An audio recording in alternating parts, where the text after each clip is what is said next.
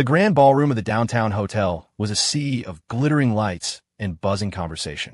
I sat on the dais, nursing a glass of bourbon, watching over 200 of my employees celebrate. Ethan, another record-breaking year for the company. Frank Miller, our CFO, clapped me on the shoulder, a wide grin on his face. I smiled and clinked my glass against his. It's all thanks to the team's hard work. Speaking of which, Frank's voice dropped, his smile fading. There's something I need to report. He leaned in closer. I found some irregularities in the corporate accounts. My brow furrowed. What kind of irregularities? A series of large wire transfers. I've been digging all day and can't find any corresponding business. How large? $3 million. The crystal tumbler nearly slipped from my hand. $3 million.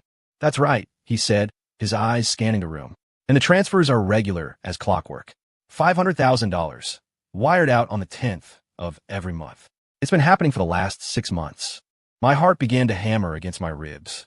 Who's the recipient? Frank took another look around before whispering, a guy named Leo Vance. His profile says he's a personal trainer. Leo Vance? I'd never heard the name in my life. Frank, keep this quiet for now. Give me the detailed transaction records tomorrow morning, I said, my voice tight. You got it, Ethan. After Frank walked away, I plastered a smile back on my face and continued to work the room, but my mind was reeling.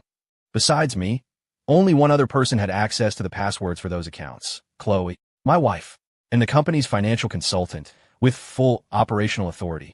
I scanned the crowd and found her laughing with a few of the female sales reps. She looked radiant in the Chanel suit I'd bought her, the new diamond necklace I'd given her for our anniversary, sparkling at her throat. This woman, so gentle and considerate on the surface. What was she doing behind my back? Honey, what's wrong? You look pale, Chloe said, appearing at my side as if she'd read my thoughts. I forced a weak smile. Nothing, just a little tired.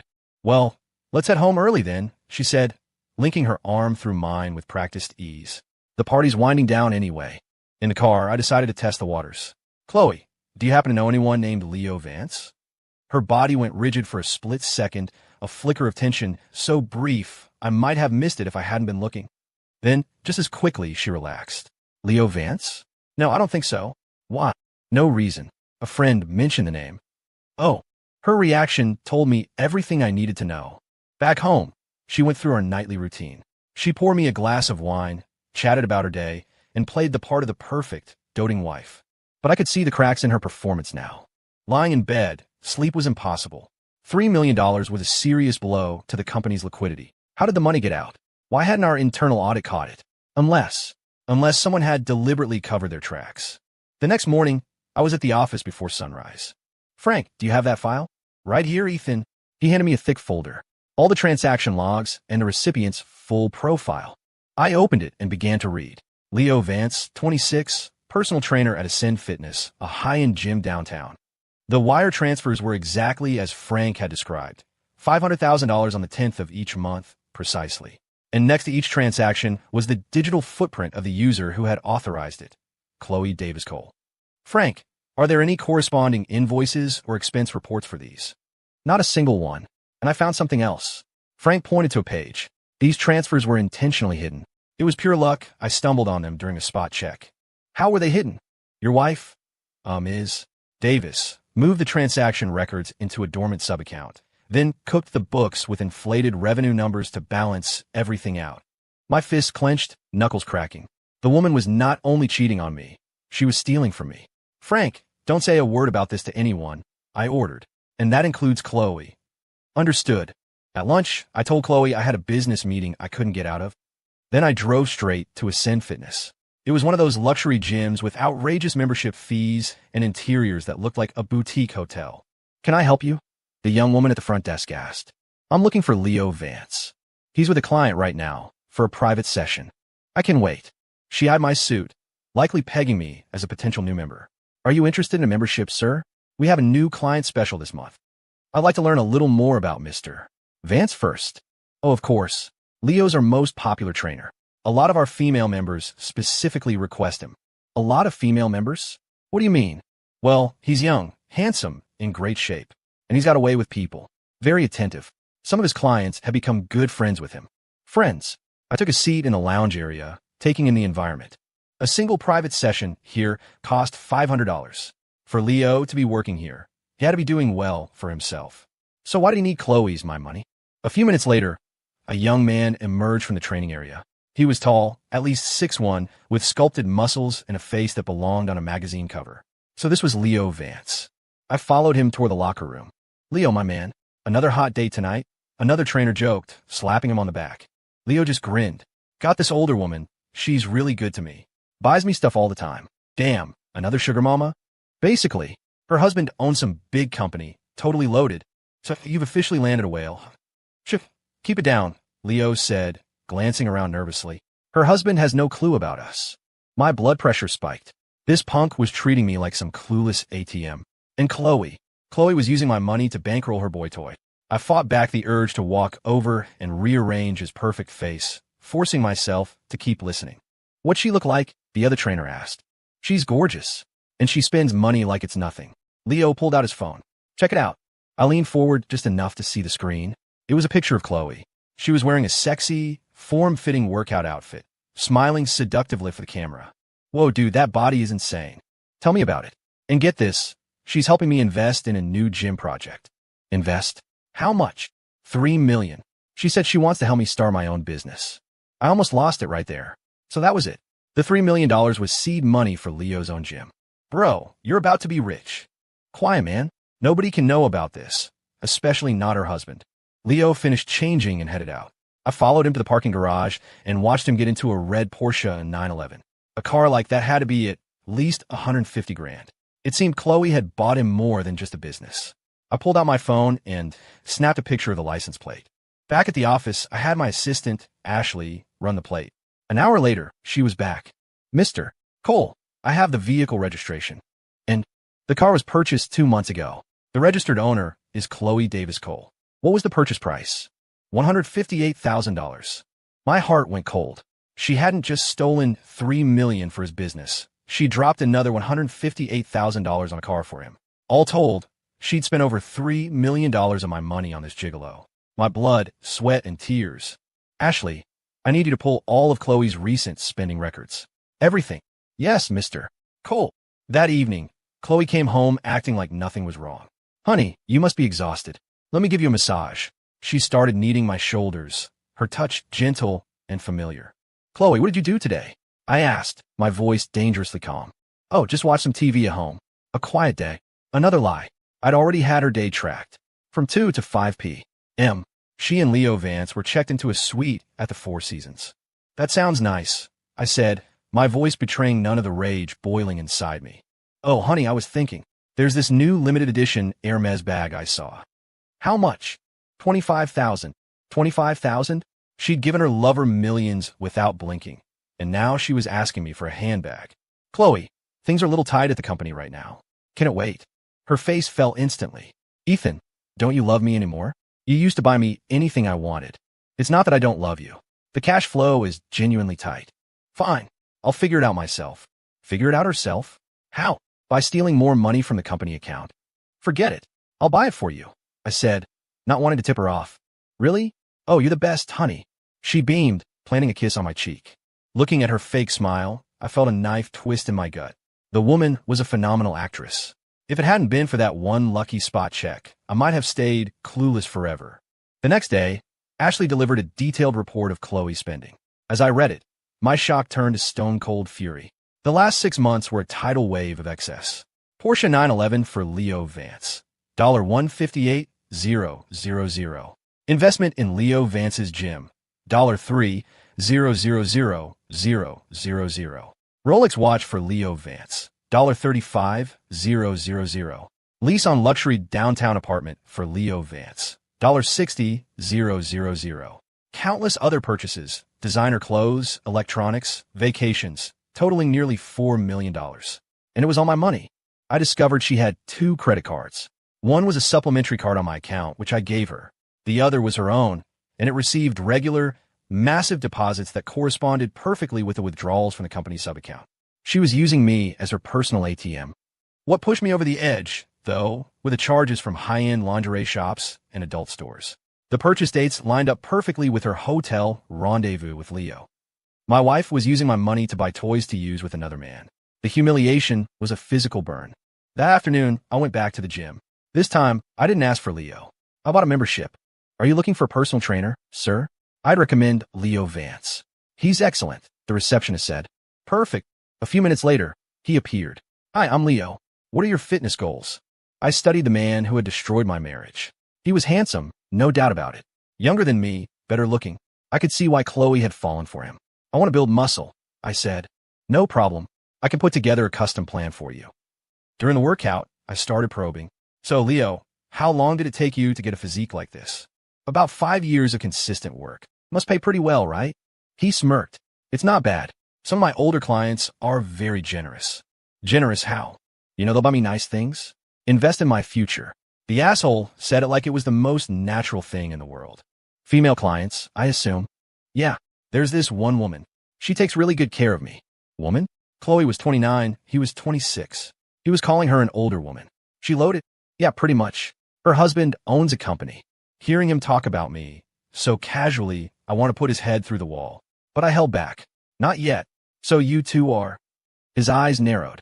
A flicker of suspicion. Why are you asking all these questions? Just curious. Let's focus on the workout. He was on guard now. It didn't matter. I already had more than enough. When I got home, Chloe was putting on makeup. Honey, I'm going out with the girls tonight. I might be late. The girls? I had her schedule. She had a dinner date with Leo. Okay, be safe. You're the best, honey. She kissed me on the cheek, then picked up her new Hermes bag and walked out the door. The same bag I just bought her for $25,000. She was taking on a date with her lover. The insult was staggering. As soon as she was gone, I sprang into action. I was going to catch them in the act. I watched from my car as she confidently strode into the hotel lobby. She moved with a familiarity that told me this wasn't her first time here. I waited 10 minutes, then saw Leo pull up in the red Porsche. He was dressed in designer clothes I didn't recognize, looking more like a trust fund kid than a personal trainer. The boy toy was living better than I was. I pulled out my phone, switched to video mode, and prepared to document their betrayal. After Leo went inside, I followed. The lobby was expansive, and I found a discreet corner to observe from. A few minutes later, I saw them emerge from the elevator, hand in hand. Chloe was beaming, a look of pure, unadulterated happiness on her face, a look I hadn't seen directed at me in years. With me, she was reserved. With him, she was radiant. They headed toward the hotel's high-end steakhouse, and I trailed them. Sir, table for how many? The hostess asked. Just one. Right this way. I chose a table where I could see them clearly, but remain unnoticed. They sat by the window, laughing and talking like a pair of giddy teenagers. Leo kept reaching across the table to hold her hand, and Chloe would blush like a schoolgirl. Was this the same woman I married? The poised, elegant woman who rarely showed such open affection? Darling, I got you something, Chloe said, sliding a small, elegantly wrapped box across the table. Leo opened it. Inside was a watch that I knew cost more than most people's cars. This is too much, he said, the false modesty sickening. Nothing's too much, as long as you like it, Chloe cooed. As long as you like it. When was the last time she'd bought me anything? Never. Meanwhile, I was showering her with luxury goods every other week. Chloe, you're so good to me. I don't know how I'll ever repay you, Leo said, gazing at her with what was supposed to pass for deep emotion. You don't have to. I want to do this. Is everything okay with your husband? It's fine. He's so busy, he barely pays attention to what I do, Chloe said dismissively. And he'll never find out. Never find out? I already had a file thick enough to bury you both. Good. I just worry he'll discover our relationship. He won't. He's a little slow on the uptake. He'll never suspect a thing. Slow on the uptake. So that's what my own wife thought of me. So, how's the renovation going on the gym? Chloe asked, her voice full of concern. It's already started. We should be ready to open next month. That's wonderful. You'll finally be your own boss. It's all thanks to you. Without your investment, I'd never be able to afford it. Investment? You mean the money she stole? Don't be silly. You know how I feel about you, she said, blushing again. Actually, I was thinking about opening a second location, but I'd need more capital. He was asking for more money. How much? Chloe asked without a moment's hesitation. Probably around $2 million. $2 million. The sheer audacity of this parasite. Okay, I'll go home and figure something out, she promised. Figure something out. The only way she could figure out $2 million was to steal more from my company. My fists were clenched so tightly under the table my knuckles were white. I wanted to storm over there and destroy them, but I held back. The time wasn't right. I would make them pay a much higher price. After dinner, they went back up to their hotel room. I waited in the lobby for 3 agonizing hours before they finally reappeared, hand in hand. Chloe was glowing, her cheeks flushed, and I, her husband, had been waiting downstairs like a fool. The humiliation was a brand on my soul. Darling, where should we go on our next trip? Chloe asked playfully. Anywhere you want. I've heard Miami is amazing this time of year. Then we'll go next week. Really? She squealed with delight, like a child promised a new toy. Miami next week? On my dime, for their romantic getaway? In their dreams. After they parted ways, I followed Leo to a luxury condo building in Lincoln Park.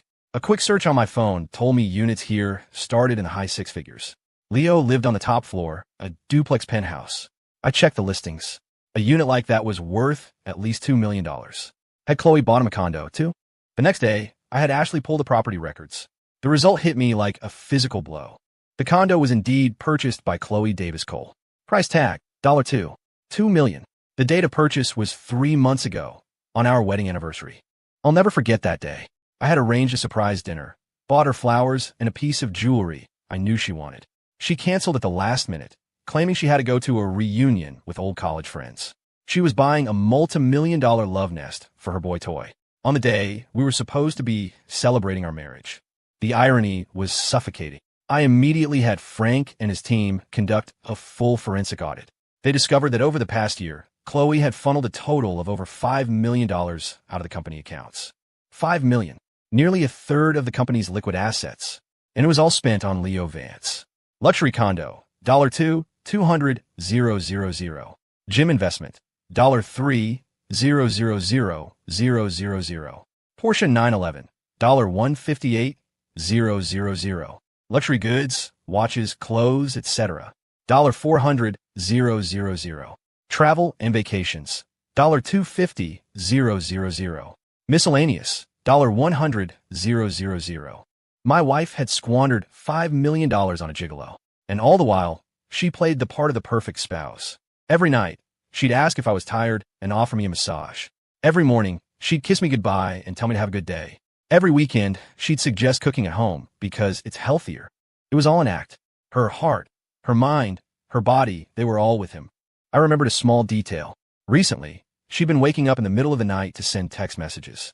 When I asked who she was texting, she'd say it was a work group chat dealing with an urgent issue. Now I knew. Those texts were for Leo.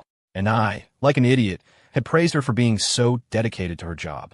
What a joke. There was another time she said she was going to a class reunion. I later saw a picture on her Instagram feed. There was Leo standing next to her, wearing a $10,000 designer suit, both of them grinning from ear to ear. I had given her the money for that suit as an early birthday present for herself. She'd bought it for him. And I, the fool, had asked her a week later if she'd picked out her gift yet. Every memory was now tainted, another twist of the knife. I made my decision. They would pay for this, but not just with a quiet divorce. I wanted public humiliation. I wanted ruin. I wanted everyone to see them for the frauds they were. That night, Chloe came home 2 hours later than usual. Sorry, honey. We had an emergency project at work. Another lie. I knew she'd been at the mall with Leo, buying him a new wardrobe. You must be exhausted. Have you eaten? I asked, my voice a perfect imitation of concern. Yeah, I grabbed a bite with my colleagues near the office. Good. Honey, you seem a little down today, she said, her perception sharp as ever. No, just tired from work. Let me get you a glass of wine. Watching her move around the kitchen, a storm of emotions churned inside me. If she had been a good wife, we could have been happy. But she chose betrayal, the most absolute kind, emotional, physical, and financial. Here you go, honey. She sat down next to me on the sofa. Thanks. So, I was wondering, she started her tone casual. How's the company's financial situation looking these days? Why was she asking? Was she already planning how to steal the next $2 million? It's fine. What? Oh, no reason. Just curious. Curious. She was planning her next heist. Chloe, I said, looking her straight in the eye, if there were ever a major financial irregularity in the accounts, you'd tell me immediately, right? Her hand, the one holding her wine glass, trembled slightly. Of course. That would be extremely serious. Good. I trust you. Trust. I wouldn't trust her to water a plant. Ethan, why are you asking this all of a sudden? Is something wrong at the company? No, nothing. I just heard about some other companies having internal fraud issues. Made me a little paranoid. Oh, well, you don't have to worry about that with us, she said, visibly relieved. The woman's performance was flawless. If I didn't have irrefutable proof, I would have been completely fooled. Honey, I'm exhausted. I'm going to take a shower. Okay. The moment she was in the bathroom, I grabbed her phone. I knew the password, our wedding anniversary. The irony was a bitter pill. She used the date to access her phone while using the day itself to buy a condo for her lover. I quickly checked her messages. Her chat history with Leo was wiped clean, but in her photo gallery, hidden in a private album, were dozens of pictures of them together. One was a selfie of them in bed, Chloe in lingerie, Leo shirtless beside her. Another showed him kissing the side of her neck. Seeing them, my heart felt like it was being squeezed in a vice. How could she do this? I quickly airdropped the photos to my own phone and deleted the transfer record. This was critical evidence. The shower turned off. I put the phone back exactly where I found it. Chloe emerged in a silk nightgown, her hair still damp. I'm so tired tonight, honey. Let's get to bed early. Sounds good. In bed, she snuggled into my arms as she always did. I love you, Ethan. The words almost made me laugh out loud. Love me? If you loved me, you wouldn't betray me. If you loved me, you wouldn't steal from me. If you loved me, you wouldn't be sleeping with another man. I love you too, I lied. She fell asleep quickly. I lay awake all night, staring at the ceiling, plotting my revenge. A simple divorce was too easy. They deserved so much more. Ashley, I need you to find me the best private investigation firm in Chicago. Top tier, no compromises. Yes, Mr. Cole. What's the nature of the investigation? Suspected corporate embezzlement. I need hard evidence. I'm on it. That afternoon, the head of the firm arrived at my office. He was a man in his 40s, with the weary, seen-it-all eyes of a seasoned professional. Mr. Cole, Rick Donovan. I've been in this business for 15 years. There's not much I haven't seen. I need you to dig into two people for me, I said, sliding the file on Chloe and Leo across the desk. I want everything. Every movement, every purchase, every phone call. No problem, he said, glancing at the file. But my rates. Money is not an issue. I want the most comprehensive report you can possibly generate. You'll have it. Give me 1 week. After Donovan left, I took another step. I had a GPS tracker, the kind used for fleet management, installed in Chloe's car. I would know her every move. That night, Chloe said she had to work late. The GPS told a different story. She was back at the Four Seasons. I didn't follow her. I stayed home, waiting. As I waited, I began assembling my case file. The bank statements, the hotel receipts, the credit card bills, the photos. Each piece of paper was a testament to her betrayal. She came home at 11. Honey, I'm so sorry. Today's project was a real nightmare. You must be exhausted, I said, my voice cold. Did you shower? I took a quick one at the office, Jim. Another lie. I could smell the faint, cloying scent of another man's cologne on her. Leo's cologne. Well, get some rest. Okay. The next day, Chloe came to me with a new proposal. Honey, I think we should remodel the house. Why? It's fine as it is. It just feels a little dated. I'd love to update the style. How much would that cost? Probably around $1 million. $1 million. I saw her game instantly. She wanted to skim money from the renovation budget to fund Leo's second gym. $1 million seems excessive. Honey, it's a big house, and we need to use high-quality materials, she purred. Please say yes. Fine, I said, but I'll be the one to hire the contractors. You don't need to worry about it. Why? I've already found a great design firm. Which one? It's called Ocean View Designs. Ocean View Designs? I never heard of them. Let me see their proposal. Okay. She was clearly flustered. The next day, she brought me the proposal. It was a joke. The design was amateurish, the quote wildly inflated. In a quick search of the company, Ocean View Designs showed it had been registered just 1 month ago. The sole proprietor, Leo Vance. I almost laughed at her face. The woman was so desperate to get Leo his money, she'd resorted to this clumsy, transparent scam. Chloe, I don't like this proposal, I said calmly. What's wrong with it? The design is lazy and the price is outrageous. Well, I can have them revise it. Don't bother. I'll find another firm. Her face fell. Why? I've already been in contact with them. I don't think they're professional enough. Ethan, don't you trust my judgment? It's not about trust. It's about getting the best value. Fine, she conceded, clearly disappointed. Her $1 million plan was dead in the water. But this was just the beginning. I had a much bigger surprise waiting for her. A few days later, Donovan sent me his preliminary report. Reading it, my blood ran cold. Chloe and Leo had known each other for over a year. They'd met at a friend's birthday party. Back then, Leo was just an average trainer, making less than 6 figures a year. In 1 year, thanks to Chloe's investments, he was a multi-millionaire. But the most damning piece of information was a secret Donovan had uncovered. Chloe and Leo were planning to leave Chicago. Once the money for the second gym came through, they were going to move to Austin together and start fresh. She wasn't just stealing my money. She was planning on taking it and running. Donovan, are you sure about this? I asked over the phone. Positive. I have a recording of their conversation. You play the audio file. Leo's voice. Babe, as soon as I get that $2 million, we're heading to Austin. Chloe's voice. Really? Oh, I can't wait. Leo, we can start a whole new life there. No one will know us. Chloe, what about my husband? Leo, just tell him you're going on a business trip. By the time he figures it out, we'll be long gone. The rage that surged through me was so intense, I saw red. The conniving, treacherous bastards.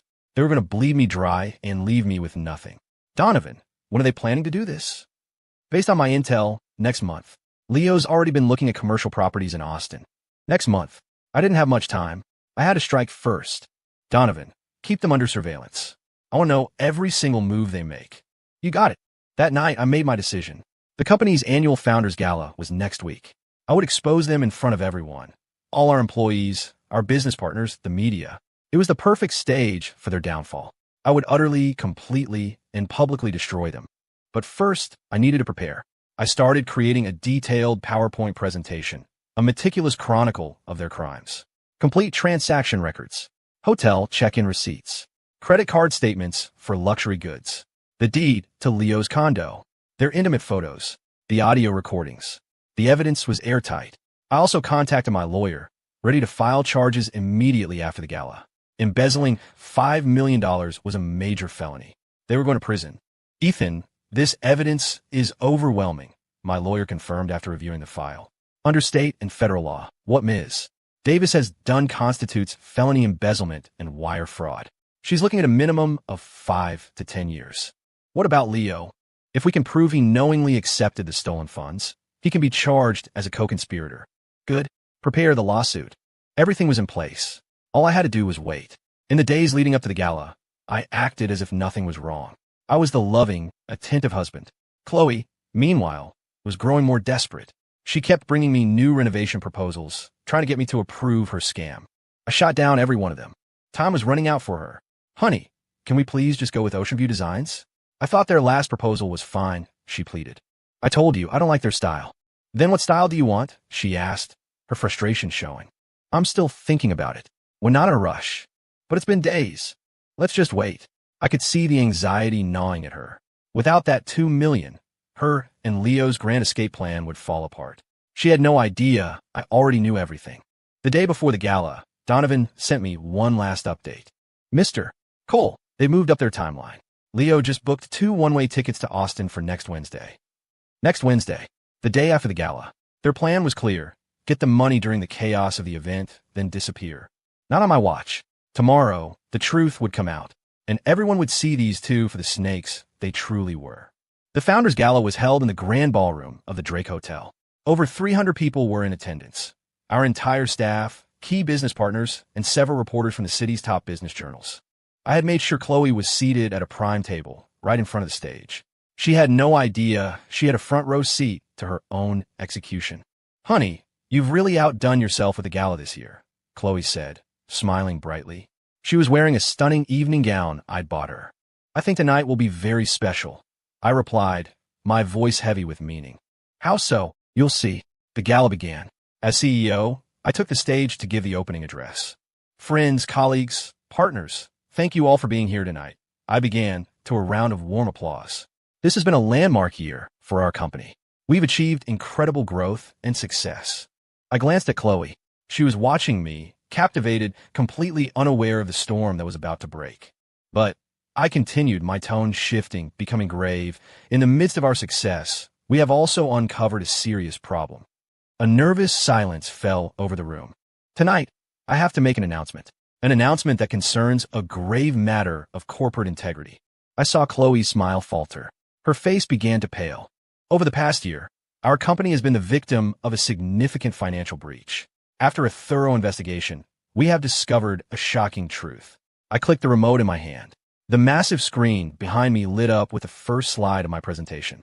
In bold, white letters against a black background, it read, total funds embezzled from corporate accounts, $5,118,000. A collective gasp swept through the ballroom. Chloe's face was now ashen. These funds, I said, my voice booming through the speakers, were systematically siphoned into a private account, used for personal enrichment and illicit investments. I clicked to the next slide, which displayed a detailed log of the wire transfers. The transfers were concentrated over the last 12 months, each one meticulously documented. The next slide showed Leo's professional headshot and bio. Recipient: Leo Vance, 26, personal trainer. Murmurs erupted from the crowd. Who's Leo Vance? Why would company money go to him? I continued, my clicks timed for maximum impact. A photo of Leo's luxury Lincoln Park condo filled the screen. This is the current residence of Mr. Vance. Value, $2. $2 million. Purchased on June 15th of this year. June 15th, our wedding anniversary. Purchaser, Chloe Davis Cole. When Chloe's name appeared on the screen, the ballroom fell silent. Every head in the room turned to stare at her. She was trembling, trying to stand, to flee, but her legs wouldn't support her. Chloe, as many of you know, is my wife, I said, my voice devoid of emotion. She is also the company's financial consultant, with full access to our corporate accounts. My voice echoed through the silent room, each word a hammer blow. Our investigation has revealed that Ms. Davis used her position to repeatedly transfer company funds to Mr. Vance for the purchase of property, vehicles, and other luxury goods. A picture of the red Porsche flashed on the screen. This Porsche 911, valued at $158,000, was also purchased by Ms. Davis with company funds and registered in Mr. Vance's name. The murmurs grew into a roar of shocked conversation. Oh my God, the CFO's wife did this. Who the hell is this Leo guy? I looked at Chloe. She had slumped in her chair, her face buried in her hands, her body shaking with sobs. But I wasn't finished. In addition to real estate and vehicles, Ms. Davis also invested company funds into Mr. Vance's personal business venture, a new gym. The amount of that investment, $3 million. Photos of the gym under construction appeared on the screen. This facility is set to open next month. The owner is Leo Vance. The investor is Chloe Davis Cole. And there's more. A rapid-fire succession of images followed. Receipts from Rolex and Chanel, hotel bills from the Four Seasons, first-class airline tickets, watches, jewelry, designer clothes, five-star vacations. The total amount Ms. Davis spent on Mr. Vance exceeds $5 million. When the final number appeared again, the room was filled with stunned silence. $5 million. By now, I'm sure you're all wondering why Ms. Davis would do this. I clicked one last time. The screen filled with the intimate photos I'd found on her phone. Pictures of them kissing, embracing, in bed together. The answer is simple. An affair. The word detonated in the room, and chaos erupted. She was having an affair? And using company money to pay her boy toy? That's insane. Chloe's sobs turned into hysterical wails. But I still wasn't done. Ladies and gentlemen, that is not all. I played the audio file Donovan had recorded. Leo's voice, clear and arrogant, filled the ballroom. Babe, as soon as I get that $2 million, we're heading to Austin. We can start a whole new life there. No one will know us. By the time he figures it out, we'll be long gone. The recording ended. A dead, heavy silence hung in the air, then broke into a storm of outrage. They were going to run, steal the money, and just disappear? The nerve of these people. I held up my hand for quiet. Everyone, what Ms. Davis has done is not just a moral failing. It is a serious crime. Under federal law, embezzlement of this magnitude is a felony punishable by up to 20 years in prison. As I spoke, I looked toward the back of the room, where two uniformed police officers were standing. I had arranged for them to be here. And now, I am formally requesting that the Chicago Police Department arrest Chloe Davis Cole for embezzlement and wire fraud, and her accomplice, Leo Vance, for conspiracy. The two officers began to walk toward Chloe's table. Seeing them, Chloe completely lost control. No, I'm not going. Ethan, please forgive me. She tried to run, but one of the officers gently blocked her path. Ethan, I was wrong. I know I was wrong. Please, give me another chance, she shrieked, her voice raw with desperation. Chloe, you made your choice, I said, my voice like ice. Did you think about consequences when you made that first transfer? When you first slept with him? When you planned to abandon your life and run away with my money? She couldn't speak. You're sorry now? It's too late. An officer placed her in handcuffs. Just as they were about to lead her away, the ballroom doors burst open. It was Leo Vance. Someone must have tipped him off. Chloe, he yelled, rushing toward her. Two more officers, waiting in the hall, immediately intercepted him. Mr. Vance, you're also under arrest for conspiracy to commit fraud. Please come with us. What? I didn't do anything, he stammered, his face a mask of panic. Knowingly accepting stolen funds is a felony, one of the officers stated flatly. Leo's face went white. He looked at me, his eyes wide with terror. Mr. Cole, we could talk about this, right? Talk about it, I sneered, stepping down from the stage. I walked right up to him. Leo, when you were enjoying the condo and the car my wife bought for you with my money, did you want to talk about it with me then? I can give the money back. Give it back. I was inches from his face now. You think this is just about money? You destroyed my marriage. You humiliated me in front of the world. How do you give that back? He was speechless, trembling under my gaze. And another thing, I said, pulling out my phone and playing the other recording. His voice filled the air again. Babe, the tickets are booked. Next Wednesday, we're free. Hearing his own words, Leo's last shred of hope vanished. Mr. Cole, please, give me a chance. A chance? I looked him up and down with disgust. Did you give me one? The moment you met my wife, the moment you took that first dollar, the moment you slept with her, you sealed your own fate. It's time for both of you to pay for what you've done. The police led them away. Chloe was still crying, her voice pleading. Ethan, we were married. For the sake of what we had, please. What we had ended the day you betrayed me. I said without looking back. Now, you're just a criminal.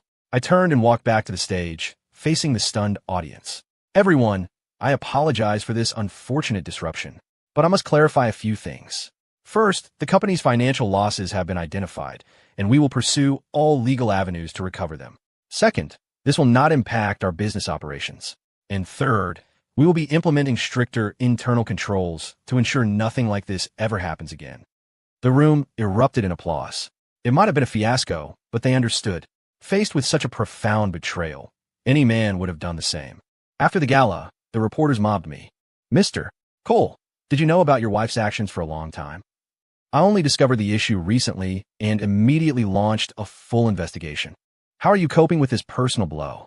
It's difficult, but I have faith that justice will be served. Do you still believe in marriage? The question gave me pause. I believe in true love and commitment. I just don't believe in traitors. Back in my office, Ashley brought me a coffee. Mr. Cole, are you okay? I managed a weak smile. I'm fine, Ashley. I'm finally free. What will happen to them?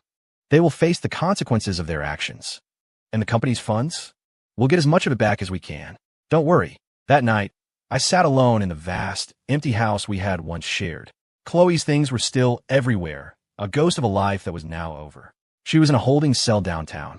Thinking back over the past year, I felt like the world's biggest fool. The signs were there, so many of them, and I'd missed every one. Maybe I trusted her too much. Maybe I loved her too much. But now it was finished. I picked up the phone and called my lawyer. Dave, how soon can we file for divorce? Ethan, now that she's been arrested, we can file immediately. It should be finalized within a month or two. Good. Get it done. No problem. And regarding asset recovery, go after everything. I want every last cent back. You got it. Hanging up the phone, I felt a profound sense of release. The process had been excruciating, but I had taken back my power. The fate of Chloe and Leo would serve as a warning to all who betray. There is always a price to pay. The next morning, it was everywhere. Shocker, tech CEO's wife embezzles millions for boy toy lover gala of betrayal. How Ethan Cole exposed his wife's affair in front of hundreds of lies and lawsuits. The downfall of a Chicago power internet exploded. The comments were overwhelmingly in my favor. Team Ethan all the way. That woman deserves everything she gets. $5 million. You don't just make a mistake for $5 million. That Leo guy's scum, too. Preying on a married woman. Good for him. Betrayal like that needs to be met with fire. Reading the comments was a strange experience.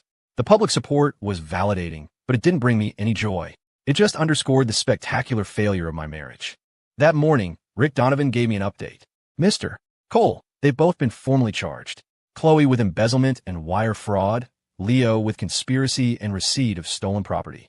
How are they holding up? Chloe's a wreck, crying nonstop in her cell. Leo's calmer, probably already trying to figure out how his lawyer can get him out of this. Is there any chance they could beat the charges? Highly unlikely. The evidence is ironclad. And with this amount of money, they're looking at serious prison time. 10 years, maybe more. 10 years. They'd be in their 40s when they got out. Their youth, their reputations gone. That was the price. In the afternoon, I got a call from an unknown number. Is this Ethan Cole? This is Megan Davis, Chloe's sister.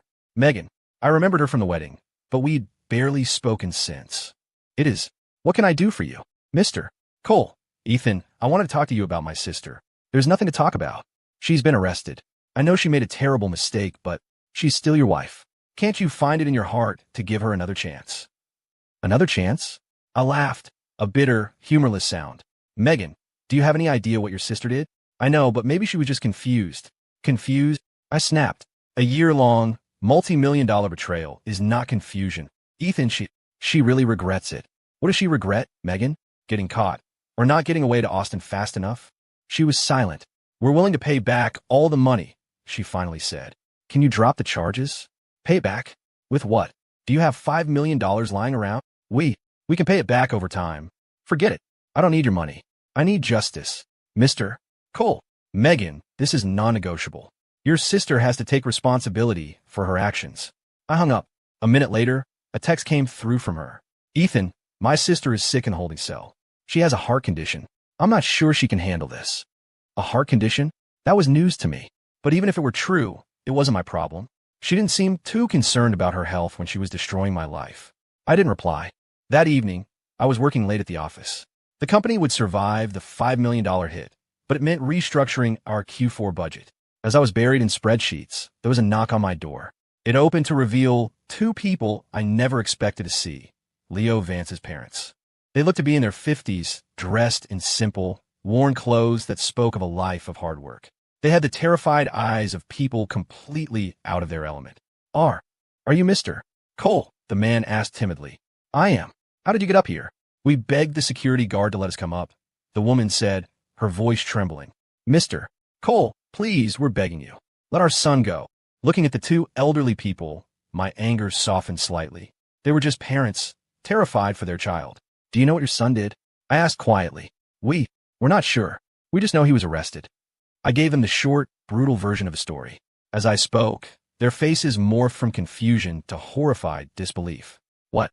Leo did something like that, his mother whispered. No, that's impossible. Our son has always been a good boy. The facts say otherwise. The evidence is irrefutable. We'll pay you back, his father said desperately. We'll sell our house, sell our farm. We'll pay you back. Seeing their desperation was painful. How much money do you have? We have about $20,000 in savings. $20,000. Not even enough to cover the sales tax on the Porsche. And the condo and the car are not in your name. You can't sell them. Hearing this, their last hope died. Then, what's going to happen? His mother started to cry. He's our only son. If he goes to prison, what will happen to us? Their grief was genuine. I thought of my own parents. If I had done something so terrible, they would be just as devastated. But sympathy couldn't change the facts. Sir, ma'am, I understand how you feel. But your son broke the law. He has to face the consequences. But he's so young. He has his whole future ahead of him. His future. I said, my voice hardening again. Did he think about his future when he was living high on another man's money? Mr. Cole, we'll get on our knees, his father said. And they actually started to lower themselves. I rushed forward and stopped them. Please don't do that. Then please forgive our son. I can't forgive him, I said.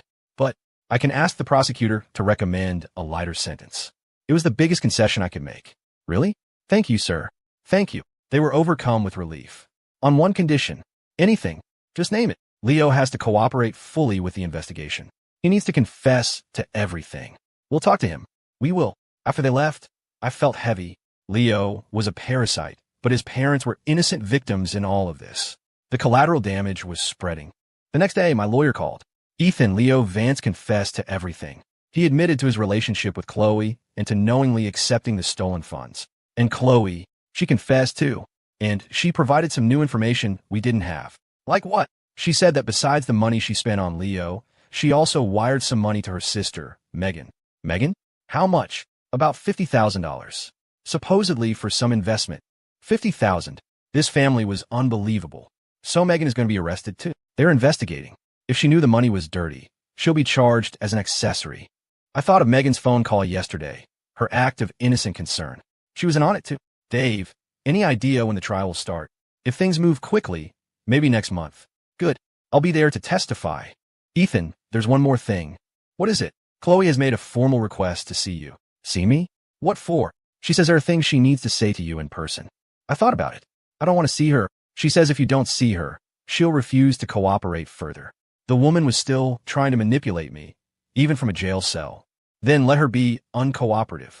We have enough evidence. It's your call, but her full cooperation could affect sentencing. I sighed. Fine, I'll see her. But you'll be there, and the entire conversation will be recorded. No problem. The next afternoon, I walked into the visitation room at the county jail. When I saw Chloe, I barely recognized her. In just a few days, she had aged a decade. Her hair was a mess. She had dark circles under her eyes, and she'd lost a noticeable amount of weight. Ethan, she whispered as I sat down, tears immediately welling in her eyes. You have 5 minutes. Say what you need to say, I said coldly. Ethan, I'm sorry. I know I was wrong. Is that going to change anything? I don't know how things got so out of control. You thought you could get away with it? Run off to Austin with Leo and my money and live happily ever after? She looked down, unable to meet my eyes. Ethan, for the sake of what we had. What we had. I cut her off. Chloe, what we had ended the moment you decided to betray me. But I did love you once. Love. I laughed. Chloe, you don't know the first thing about love. Love is loyalty. It's trust. It's respect. You gave me betrayal, deceit, and humiliation. I wasn't thinking straight. Not thinking straight. For over a year, you weren't thinking straight. She just cried harder. Ethan, please drop the charges. I can pay you back. I'll leave the city. I promise you'll never see me again. Pay me back. With what? I can get a job. I'll work. Chloe, do you have any concept of what $5 million is? Even if you made $100,000 a year, it would take you 50 years to pay it back. Then, I'll pay what I can. Forget it. I don't need the money. I need justice. Ethan, I really know I was wrong. Just give me one more chance. A chance. I stared at her. Chloe, if I hadn't found out about this, would you have given me a chance? Would you have confessed? Would you have stopped the affair? Would you have broken up with Leo? She was silent, which was an answer in itself. No, you would have kept lying, kept stealing, until you had enough money to disappear. So don't talk to me about chances. You used all of yours up. She looked at me with eyes full of despair. Then what am I going to do? You're going to face the consequences. You're going to pay for your choices. I stood up to leave. Ethan, wait, she cried out. There's something else I have to tell you. What? I'm pregnant. The words hit me like a physical blow. I stared at her, stunned. What did you say? I'm pregnant. About 2 months. My blood ran cold. Who's the father? She looked down at the table. It's Leo's. The room started to spin. She hadn't just betrayed me. She was carrying another man's child. Why are you telling me this now? I didn't know how to. What are you going to do? I don't know. Ethan, please, for the baby's sake, let me go. The baby. Not my baby. Leo's baby. Chloe, that child has nothing to do with me. But if I go to prison, what will happen to the baby? That's between you and Leo. It's not my problem. I turned and walked out, ignoring her desperate cries behind me. Back in my car, I couldn't breathe. The humiliation was absolute. Chloe was pregnant with her lover's child. I called my lawyer. Dave, Chloe's pregnant. What? Pregnant? It's Leo's. This complicates things. Will it affect the sentencing? It might. The courts tend to be more lenient with expectant mothers. So what do we do? Ethan, maybe you should reconsider. Reconsider what? Forgiving her because she was carrying her lover's child? No. We're moving forward with the prosecution. But, no buts. She made her choices. She can live with them. A pregnancy is not a get-out-of-jail-free card. Okay, Ethan, I understand. I hung up the phone and sat there, the engine off, the silence deafening. For the past year, I had thought our marriage, while not perfect, was at least stable. I had been living in a carefully constructed lie. The woman I had shared my bed with, my life with, had not only betrayed me in every conceivable way, but was now carrying a child that was a living symbol of that betrayal. This was a deeper wound than any financial loss. But I would not yield. Betrayal is betrayal. No excuse, no circumstance could ever change that. She would pay. The courtroom was packed. In addition to the lawyers and court staff, every seat was filled with reporters and curious members of the public. The case had become a local media sensation, and everyone wanted to see the final act. Chloe sat at the defendant's table, her belly now showing a small, distinct curve. She was dressed in a plain gray pantsuit, her hair pulled back in a simple ponytail, an image of contrived penitence. Leo sat beside her, his expression vacant, as if he'd already accepted his fate. All rise, the bailiff called out. The prosecutor began reading the indictment. The defendant, Chloe Davis Cole, did knowingly and willfully use her position as a financial consultant to embezzle funds from her employer, totaling $5,118,000. The defendant, Leo Vance, did knowingly and willfully conspire to commit fraud and receive stolen property, totaling $5,118,000. As the charges were read, a low murmur rippled through the gallery. $5 million. It was a staggering sum. Next came the presentation of evidence. Bank records, deeds, car titles, hotel receipts, phone logs, and mountain of documents that all pointed to one inescapable conclusion. Chloe had stolen from me to fund her affair with Leo. Ms. Davis, how do you plead to the charges brought against you? The judge asked. Chloe stood, her voice trembling. Your Honor, I plead guilty. Mr. Vance? Guilty, Leo mumbled. With guilty pleas entered, the trial moved to the sentencing phase. Chloe's lawyer stood to make his case. Your Honor, my client is a first-time offender. She has shown profound remorse for her actions and has cooperated fully with the investigation. More importantly, he continued, gesturing toward Chloe's stomach, she is currently pregnant. We ask the court to consider the well-being of the unborn child when determining her sentence. Hearing him use the baby as a bargaining chip made my stomach turn. Did this woman have any shame? Furthermore, my client is prepared to make full restitution and do everything in her power to compensate the victim for his losses. Restitution? With what? Then it was Leo's lawyer's turn. Your Honor, my client is a young man with no prior record. He was naive and easily manipulated by an older, wealthier woman. Manipulated? The argument was so absurd it was almost laughable, as if Leo were the victim here. Finally, it was my turn to give a victim impact statement. I stood and faced the judge. Your Honor, this case is about more than just money. It's about a violation of trust, a betrayal of marriage, and a complete disregard for basic morality. My voice was steady, carrying through the silent courtroom. Chloe Davis was my wife. I gave her my complete trust, empowering her with control over our company's finances. She used that trust to systematically steal from me, to fund a lavish lifestyle for her lover. That kind of betrayal is worse than simple theft. It didn't just damage my company. It destroyed my faith in the person I had promised to spend my life with. I glanced at Chloe. She was staring at her hands, unable to look at me. As for Mr. Vance, he knew Chloe was a married woman. He willingly participated in the affair and knowingly accepted millions of dollars in stolen funds. His actions are a brazen assault on decency. I asked the court to impose the maximum possible sentence on both defendants, to send a clear message that this kind of behavior will not be tolerated. I sat down. The courtroom was silent. Then, Chloe suddenly stood up. Your Honor, may I say something? Proceed. She turned to me, her eyes swimming with tears. Ethan, I know I was wrong. I am so sorry. For the past year, I made one terrible choice after another. I hurt you, and I destroyed our marriage. I know I'm sorry doesn't change anything, but I have to say it. I'm sorry. Her words hung in the air. If she had said them a year ago, things might have been different. Now, they were just empty sounds. I know you hate me. I hate myself, she continued. I'm not asking for your forgiveness. I'm just hoping. She paused, her hand moving to her stomach. I'm hoping that for the baby's sake, you might give me a chance. The baby again. Chloe, I said, standing up. That child is not mine. A wave of shock went through the gallery. Why should I show you mercy for the sake of another man's child? I asked, my voice cutting through the room. She had no answer. In fact, I went on, the fact that you are pregnant with his child is the ultimate symbol of your betrayal. The final humiliation. And you have the audacity to bring it up in this courtroom. She completely broke down, collapsing in her chair, sobbing uncontrollably. The judge banged his gavel. Order in the court. The trial continued, with lawyers for both sides making their final arguments. Finally, the judge declared a recess, announcing he would deliver the sentence at a later date. As I left the courthouse, reporters swarmed me. Mr. Cole, what are your thoughts on today's proceedings? I have faith that the justice system will render a fair verdict. Do you have any response to Ms. Davis's apology? An apology does not erase a crime. If she is sentenced to prison, will you be able to forgive her? I stopped and looked directly at the reporter. Forgiveness is my prerogative, not my obligation. She must face the consequences of her actions. What about the baby? That baby is not my child, and it is not my concern. I got in my car and drove away. My lawyer called. Ethan, you were very effective in there today. What do you think they'll get? For Chloe, I'd say 8 to 10 years. For Leo, at least 5. When is the sentencing?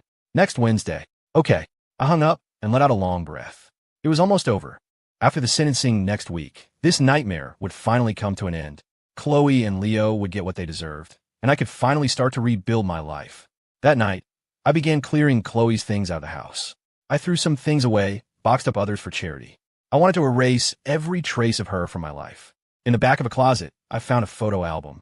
It was filled with pictures of us from our early years together, dating, our wedding, vacations. A chronicle of a life that now felt like a lie. Looking at the photos, I felt a pang of sadness. The Chloe in these pictures, with her genuine, happy smile. What happened to her? When did she become the person who could betray me so completely? I thought about it for a long time. Maybe I had been too focused on work, too emotionally distant. But that was an excuse, not a justification. If she was unhappy, she could have talked to me. We could have tried to fix it. She chose deceit instead. I tossed the album into a garbage bag. The past was the past. I had to look forward. Just as I was about to go to bed, the doorbell rang. I checked the security camera. It was a middle-aged woman I didn't recognize. "Can I help you?" I asked, opening the door. "Mr. Cole, I'm Leo Vance's aunt." His aunt? What did she want? "I need to talk to you about my nephew." "There's nothing to talk about." He pleaded guilty. "Mr. Cole, please just give him a chance." Another one. "Why should I?" I asked her. "He's young. He didn't know what he was doing. He's 26 years old. He knew. He was tricked by that woman." The accusation, while jarring, had a sliver of truth to it.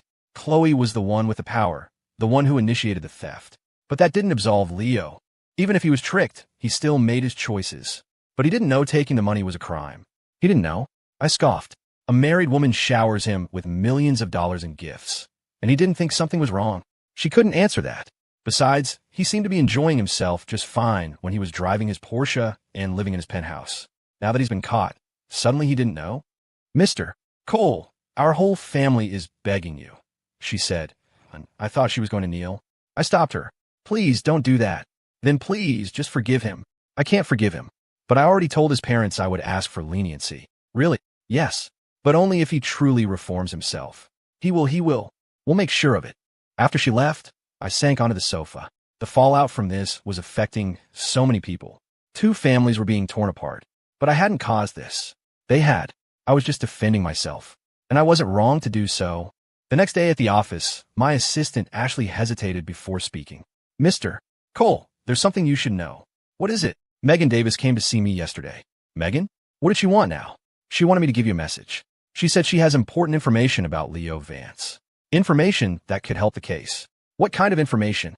She said Leo wasn't just involved with Chloe. He was seeing other women too." "Other women?" Now, this was interesting. "Do you have her number?" "Yes." "Give it to me." I called her immediately. "Megan, I hear you have something to tell me." "Mr. Cole, can we meet in person?" "Just tell me over the phone. It's complicated. It's better if we talk face to face." I considered it. "Fine. My office, 3 o'clock. At 3, Megan arrived. She looked younger than Chloe and nervous. "Mr. Cole, thank you for seeing me. Let's get to it. What's this secret?" She took a deep breath. "What I'm about to tell you. Can you promise to protect me? He could be a scary person. If he finds out I talked, just tell me what you know." "Leo wasn't just scamming my sister," she said, her voice low. "He was juggling several women at the same time. All of them wealthy, all of them married." I stared at her. "Are you sure?" "Positive. I saw it myself." "Tell me everything."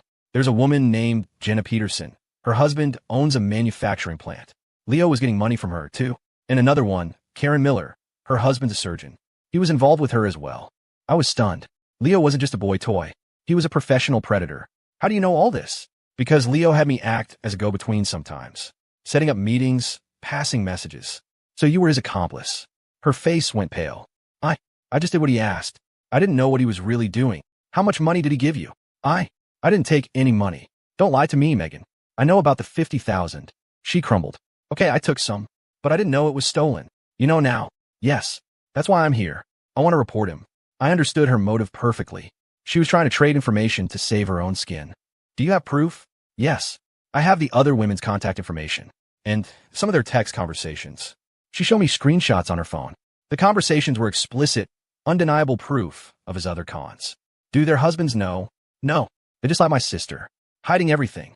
Leo's operation was bigger than I ever imagined. "Megan, what do you want from me in exchange for this?" "I want you to speak to the prosecutor on my behalf. I'll cooperate fully with the investigation into Leo's other crimes." I thought about it. If Leo was a serial fraudster, then all of his crimes needed to be brought to light. It would also strengthen my own case, proving he was a predator, not a victim of manipulation. All right, I'll help you, but you have to tell them everything you know. I will. I promise. With Megan's testimony, the case took a dramatic turn. Leo Vance wasn't just an adulterer. He was a pro. I immediately passed the information to my lawyer and the police. The investigation expanded. Within days, Jenna Peterson and Karen Miller were brought in for questioning. They both confessed to their affairs with Leo and to giving him large sums of money. Jenna had given him $800,000. Karen, $600,000. Combined with the money from Chloe, Leo had scammed over $6.5 million from 3 different women.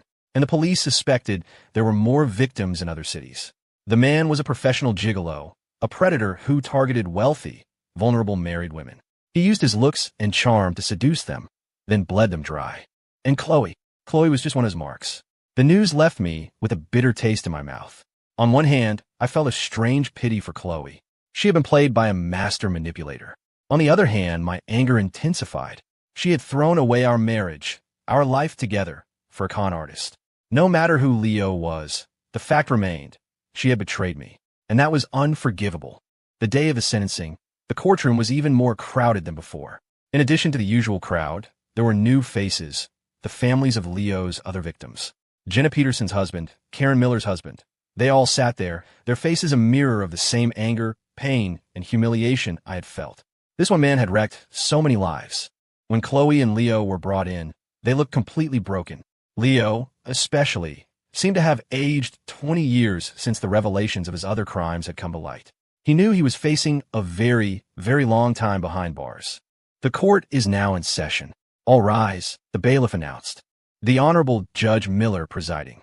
The judge cleared his throat and looked down at the documents before him. The room was deathly quiet.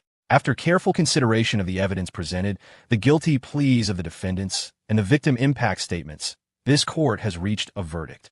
He looked first at Chloe. Defendant Chloe Davis Cole, for the crime of felony embezzlement, you are hereby sentenced to 10 years in federal prison and ordered to pay a fine of $500,000. 10 years. The moment the sentence was announced, Chloe let out a small cry and collapsed in her chair. Then the judge turned his gaze to Leo. Defendant Leo Vance, for the crimes of felony fraud, conspiracy, and receipt of stolen property, to be served consecutively, you are hereby sentenced to 15 years in federal prison in order to pay a fine of $1 million. 15 years. Leo just stared blankly ahead, his face a hollow mask. The defendants may file an appeal within 10 days. The judge continued, but I wasn't listening anymore. 10 years and 15 years. When they got out, their youth would be a distant memory. Chloe would be nearly 40. Leo would be in his 40s. By then, I might be remarried with children. They, on the other hand, would have lost the best years of their lives. That was the price of betrayal. After the sentencing, I walked out of the courthouse into a swarm of reporters, but I felt strangely numb. Justice had been served, but there was no sense of victory. In this drama, there were no winners. Chloe had lost her freedom, Leo had lost his future, and I had lost my marriage. Mr. Cole, what is your reaction to the verdict? A reporter shouted. The verdict is just. They committed the crime. Now they must do the time. Do you still hate Chloe Davis? I thought for a moment. I don't hate her anymore. I just feel pity for her. Pity that she chose such a destructive path. Pity that she threw her own life away. Will you ever be able to trust in marriage again? The question hung in the air. I will. I finally said. I believe true love and commitment still exist. You just have to be more careful about who you give your heart to. I got in my car and drove back to the office. On the way, I thought about this day 1 year ago. I was a busy CEO with what I thought was a happy home life. Now, everything was different. The company was still standing, but my home was broken. Mr. Cole, how's the asset recovery coming along? I asked my lawyer later that day. The court has seized Leo's condo and the Porsche. They'll be auctioned off. That should recover about half of the funds. And the rest, that will be more difficult. A lot of it was spent on non-recoverable things like travel and luxury goods. Some of his investments were just scams. Fine. Get back what you can. Understood. By the way, what about Megan Davis? Because of her cooperation, the prosecutor agreed to a plea deal. She got probation. After work, I sat in my office, staring out at the Chicago skyline. The case was over. Now what? Start dating again? The thought filled me with a vague sense of dread. After this, how could I ever fully trust another woman? But I was still young. I couldn't spend the rest of my life alone. My phone rang. It was my mother. Ethan, I saw the news. That woman got 10 years. Yes, Mom. Good. Serves her right. She deserves to rot in there. My mother had despised Chloe from the beginning. Mom, it's over. Let's just move on. You're right. You're right. So, when are you going to start dating again? I had to smile. Mom, my divorce was just finalized. So what? You're a catch. You can't let one bad apple spoil the whole bunch. I know. I just need some time. Okay, but not too long. I'm not getting any younger, and I want grandchildren. I'll keep it in mind, Mom. Talking to her made me feel a little better. I had lost my wife, but I still had my family. That was enough. That night, I ate dinner alone at the huge dining table. I remember the meals Chloe and I used to share here. She would ask about my day, put food on my plate, talk about her work. It was all an act. While she was playing the dutiful wife with me, she was planning her next rendezvous with Leo. How would she live that double life? Did she feel no guilt at all? I couldn't comprehend it. After dinner, I started redecorating. I needed a new environment, a fresh start. While clearing out a drawer, I found a small note in Chloe's handwriting. Honey, going out with the girls tonight, might be late. I left dinner for you in the fridge. Love you. The note was from a few months ago. Her night with the girls had been a date with Leo, and I'd been touched by her thoughtfulness. The irony was nauseating. I tore the note into tiny pieces and threw it in the trash. The past was dead. The next day, I went back to work. Life had to go on. Friends tried to set me up on dates, but I politely declined. I needed time to heal. A month later, a letter arrived. It was from Chloe, postmarked from the federal penitentiary. I hesitated, then opened it. The letter was short. Ethan, I know I have no right to write to you, but there are a few things I need to say. I know now that what I did was wrong, unforgivably wrong. I betrayed you. I betrayed our marriage, and I betrayed myself. I'm not asking for your forgiveness, but I'm asking to say I'm sorry. I will use these next 10 years to reflect on my mistakes and try to become a better person. I know we can never be together again, but I truly hope that you find happiness. You deserve a woman who will truly love you and a wonderful future. I'm sorry. Goodbye, Chloe. Reading the letter, my eyes welled up. Not because I still loved her, but because of the profound sadness of what we had lost. We had been happy once, but she had chosen betrayal. I took the letter to the fireplace and watched it burn, turning the past to ash. From this day forward, I was starting a new chapter. No more lies, no more betrayal, just the truth. That would be enough. A year passed. The company had fully recovered. The $5 million loss was now just a bad memory, mostly covered by insurance and asset seizure. I slowly began to re-enter the social world, accepting invitations to parties and dinners. One evening, my friend Frank called. Ethan, some of us are getting together for dinner tonight. You should come. What's the occasion? Just a casual get-together. And hey, there might be a few single women there. I laughed. Still trying to play matchmaker, Frank? Just trying to get you out of the house. If you hit it off with someone, great. If not, you get a free meal. All right, I'm in. After what happened with Chloe, my fear of being hurt again was real. But I knew I couldn't let that fear dictate my life. There were good women in the world. I had just been unlucky enough to marry a bad one. That night, at a trendy restaurant in the West Loop, I met her. Her name was Sophia Hayes.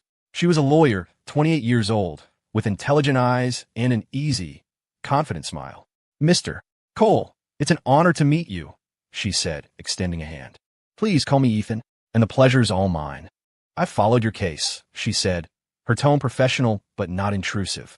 It was handled brilliantly. I was taken aback. You know about that? Of course. It's quite famous in legal circles. The way you protected your interests was textbook. Her directness was refreshing. Usually, people tiptoed around the subject if they mentioned it at all. Well, I'm glad it made for a good case study, I said with a self-deprecating smile. No, I mean it, she said seriously. You did the right thing. Betrayal must have consequences. Her words resonated with me. Throughout dinner, we talked about everything.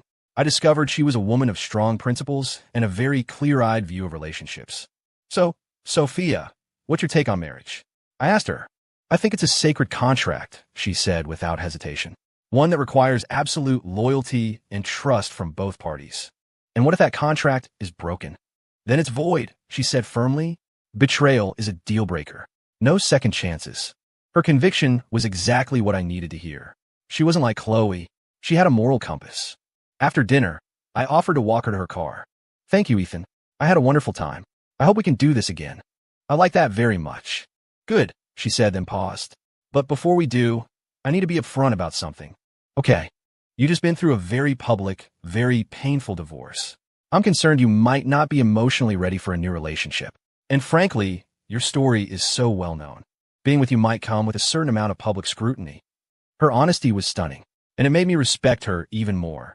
I understand your concerns, I said, but I can promise you, I've moved on from the past. And as for public opinion, a real relationship shouldn't be affected by outside noise. She nodded. Okay, then let's start as friends and see where it goes. Perfect. And so we did. We started with dinners and conversations. I found her to be smart, independent, and kind. Being with her was easy. There were no games, no hidden agendas. It was a feeling I had never experienced with Chloe. 3 months later, I told her how I felt. Sophia, I think we have something special here. I'd like to see if we can be more than friends. Are you sure? She asked, her gaze serious. Have you really forgotten what happened? I haven't forgotten it, but I've let it go. And being with you, it makes me happy. It makes me feel safe. She was quiet for a moment. Ethan, I have feelings for you too, but I have one condition. Anything, if we're going to be together, it has to be with the intention of building a future. I'm not interested in casual dating, and I demand absolute honesty between us. No secrets. Done, I said without a second thought. I want the same thing. And with that, we began our life together. Sophia was an incredible partner. She trusted me completely, never questioning me, never trying to control me. And I, in turn, gave her the loyalty and honesty I had once given to the wrong woman. 6 months later, she moved into my house. Living together felt natural, comfortable. It felt like home. Are you happy, Ethan? She asked me one night as we were curled up on the sofa.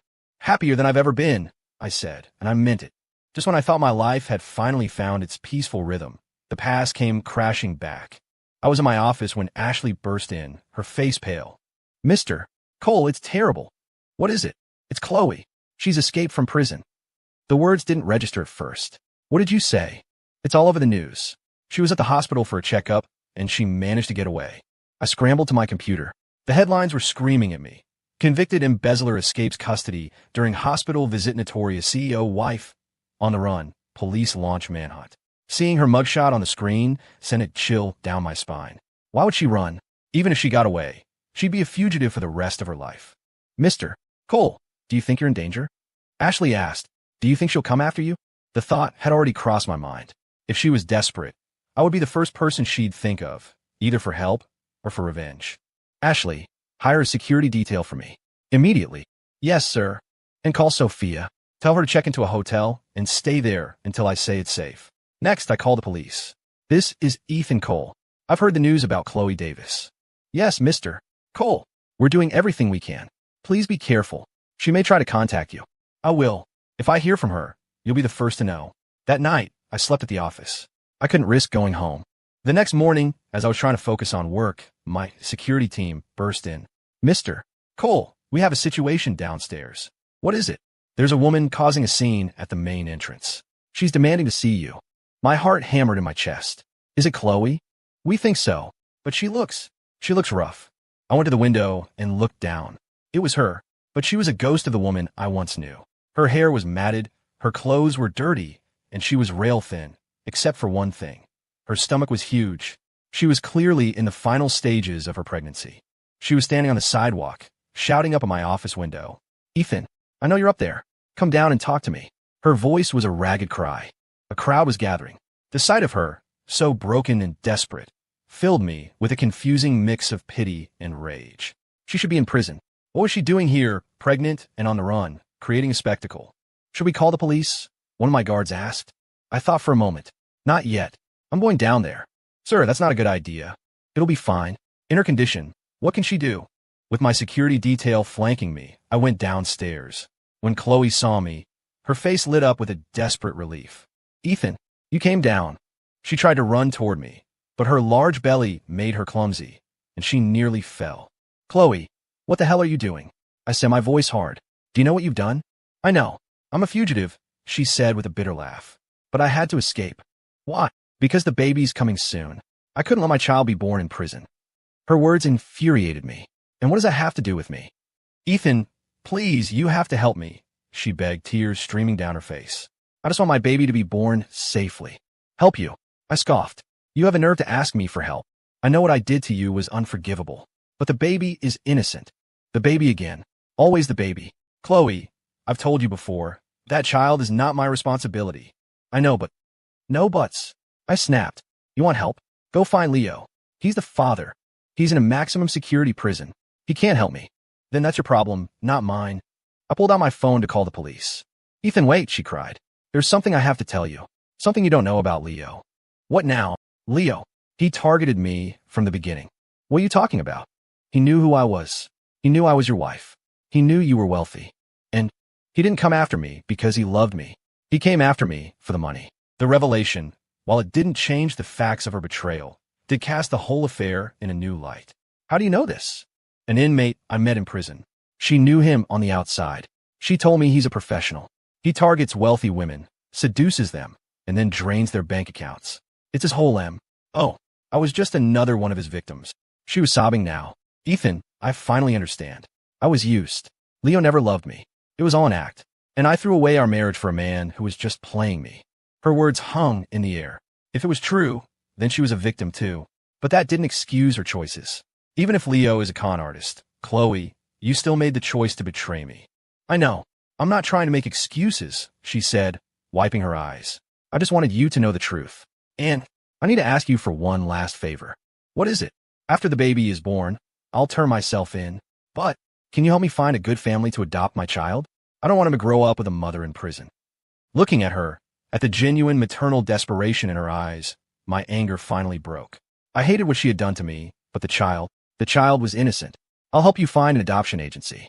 Thank you, Ethan. Thank you, she sobbed. On one condition. Anything. You come with me and turn yourself in right now. No more drama. She nodded. Okay, I'll go. I was escorting her to my car to drive to the nearest police station when she suddenly doubled over, crying out in pain. The pain. What's wrong? I think I'm in labor. I looked down. Her water had broken. Get in the car. We're going to a hospital. I sped through the city, my mind racing. At the hospital, she was rushed into the delivery room. I waited outside, my heart pounding. This child wasn't mine, but I still found myself praying for its safe arrival. 2 hours later, a nurse came out. Congratulations. It's a healthy baby boy. I let out a breath I didn't realize I was holding.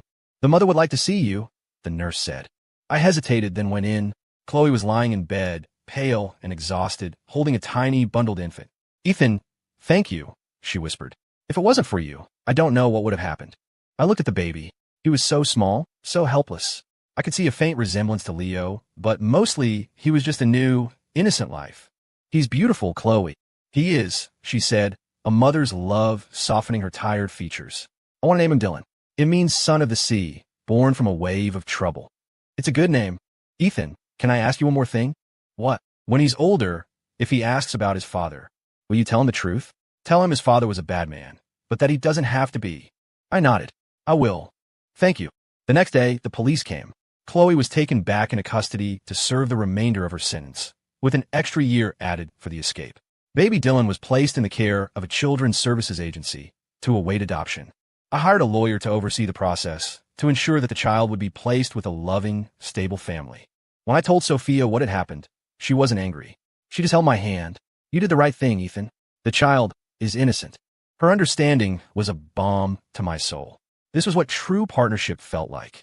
A month later, I got a call from the agency. Mr. Cole, we have a prospective family for Dylan. Tell me about them. The husband is a university professor. The wife is a doctor. They've been trying to have a child for 10 years. They are wonderful, caring people with a stable home. They sound perfect. If you approve, we could begin the process. I approve. A week later, I met the couple, Professor and Dr. Harrison. They were warm, kind people in their 40s. Mr. Cole, thank you for everything you've done for Dylan, the professor said. He deserves a good home. I'm glad he's found one with you. We will love him as if he were our own, the doctor added. As I watched them hold the baby, I knew he would be safe. As I was leaving, Professor Harrison stopped me. Mr. Cole, one